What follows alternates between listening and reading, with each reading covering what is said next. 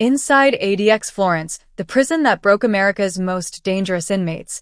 Subscribe for more real crime stories. Like, share, and join the discussion below. On a quiet morning in March 2019, the sound of metal clanging echoed through the stark hallways of ADX Florence, the infamous Supermax prison known for housing the most dangerous criminals in the United States. Among these inmates was Dzhokhar Tsarnaev, the Boston Marathon bomber, who was serving his life sentence within the facility's impenetrable walls. But that morning was different. The facility's lockdown protocol was abruptly enacted, a chilling sign of impending chaos. Staff rushed to secure the premises as word spread of an incident in one of the isolated units. Inmates had discovered an unsettling secret about their confinement, evidence that the very air they breathed was being monitored by surveillance, invaded by an insidious source, unknown toxic gas. As guards fought to control the situation, a group of inmates began to choke and gasp for breath. Panic ensued as some collapsed. Paramedics were called in, and a makeshift triage was hastily set up in the yard. But this wasn't just an accident. Whispers of foul play ran rampant. Outside, reporters ran with the story, dubbing it the ADX gas crisis. The nation watched, riveted with questions. Who was behind the attacks on inmates? And how had such a catastrophic event occurred in one of the most secure prisons in the world? As investigators scrambled for answers, the stakes soared. What if this was part of a larger scheme within the walls? Could forces inside ADX be orchestrating a sinister agenda? The truth lay buried deep within this concrete fortress, waiting to be uncovered. To understand the gravity of the gas crisis at ADX Florence, we must first delve into the creation of this notorious prison and the violent events that paved the way for its establishment. Born out of necessity, ADX Florence was built in the late 1990s, designed to contain terrorists, serial killers, and high-profile criminals, men whose very existence posed severe national security threats. Among its first inhabitants was the infamous Richard Reid, the shoe bomber, whose failed attempt to detonate explosives on a transatlantic flight drew public outrage. Reid's time at ADX epitomized the very reason for the prison's design, to hold the worst of the worst in complete isolation.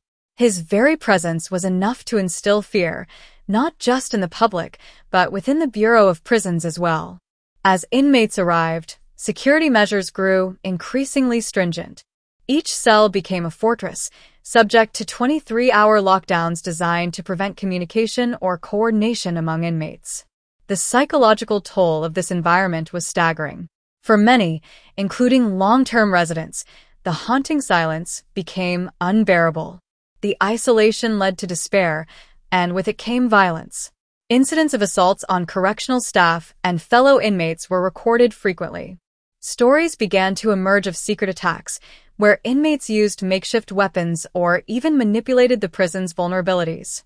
Those who orchestrated these events were often quickly sent to the dungeon-like special housing unit, a place even more secluded than their already isolated cells.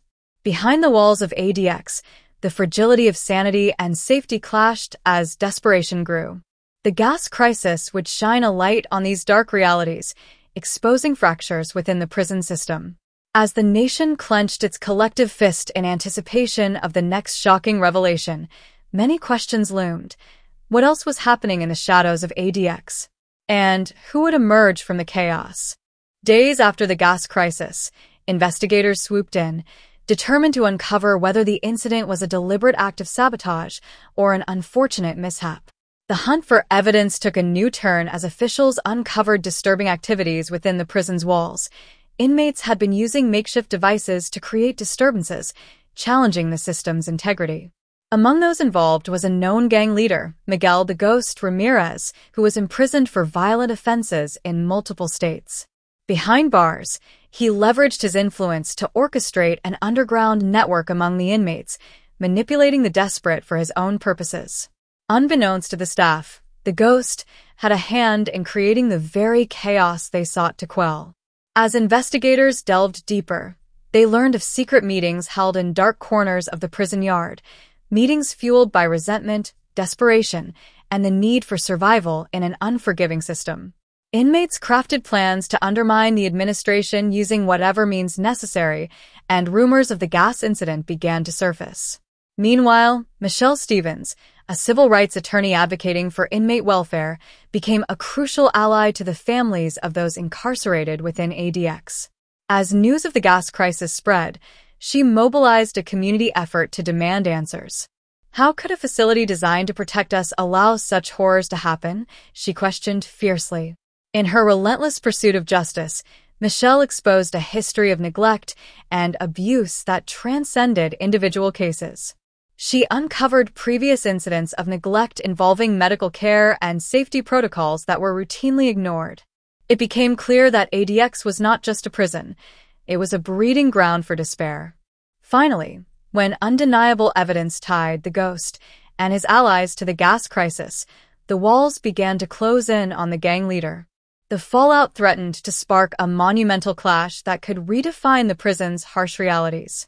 But the question remained, would justice prevail, or would the shadows engulf those striving for accountability?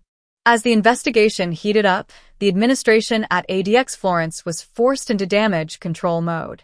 It became increasingly apparent that a rift had formed within the inmate population, fueled by fear and the thirst for power. The ghost's influence over segments of the prison community grew more pronounced, leading to speculation that he would orchestrate a larger scheme to assert dominance over his fellow inmates. Under pressure to regain control, the FBI dispatched a special task force to monitor prison activities closely. Agents found themselves navigating the treacherous waters of inmate politics, where alliances shifted rapidly and betrayal lurked around every corner. Their findings painted a bleak picture of manipulation and ambition among those locked away. Simultaneously, tensions escalated within the prison as inmate factions confronted one another. An altercation broke out between two rival factions during yard time, fueled by accusations of loyalty and betrayal. Guards struggled to keep control, heightened by the consequences of the ongoing investigation. The violent clash drew the attention of the media outside the facility, amplifying concerns about safety and security. Reports of inmates plotting revenge against the ghost circulated, leaving the prison in a state of uncertainty. Everyone awaited the next move as whispers of a potential uprising reached critical levels. It's only a matter of time before something erupts, a source within the prison warned. With the support of the community intensifying, Michelle Stevens appealed to the press to spotlight the inhumane conditions at ADX. These inmates are not just numbers. They're human beings with stories, she proclaimed passionately during a press conference. Her words resonated deeply, transforming public sentiment and building pressure for change. As conditions grew increasingly dire, authorities faced a decision: stifle the unrest and risk further violence, or engage with the prisoners and risk exposing deeper issues within the prison system.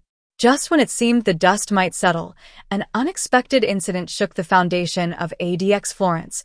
An anonymous letter was delivered, promising devastating revelations about the ghost and laying bare the operations that had turned the prison into a ticking time bomb. Who had sent the letter? And what secrets would it unveil about the darkest corners of ADX Florence? The anonymous letter ignited a furor within the already volatile atmosphere of ADX Florence. It contained explosive claims about the ghost and his coordinated efforts to manipulate inmates for his own gain. Allegations surfaced linking him to a series of violent incidents within the facility prior to the gas crisis. As authorities scrambled to validate the contents of the letter, the court of public opinion was also at stake. Press outlets seized the opportunity, and the media fervor surrounding ADX Florence reached a fever pitch. Every revelation stoked the fire of discontent, and both prison staff and inmates braced for what was to come. Meanwhile, Michelle Stevens sought to gain access to the letter's origins, believing it could lead her to the truth behind the chaos at ADX. Fueled by determination, she rallied inmates to share their experiences, hoping to weave a larger narrative of injustice. This is about more than just the ghost. It's about the collective, she insisted during a meeting, urging them not to fall prey to their fears. As the investigation progressed, Authorities conducted a thorough search of inmate living quarters, uncovering hidden weapons and communication devices, silent testaments to the underground culture that thrived within the prison's walls. Each discovery raised questions about how deeply entrenched the problems were, pointing to a collapse of order that no one could have predicted at a facility built for the most dangerous individuals. As the investigation neared its climax, the prison administration faced growing pressure to hold a public hearing to address the findings. Inmates, law enforcement, and advocates filled the room with charged energy, all hungry for answers. The moment hung precariously in the air. Would ADX Florence be held accountable for its failings, or would the cycle of violence continue indefinitely? With emotions running high, a central question remained. How would this saga of power, fear, and retribution evolve, and would any justice emerge from the depths of isolation that had broken so many? The fate of ADX Florence hung in the balance, a reminder that behind every wall, humanity still exists, often crying out to be heard.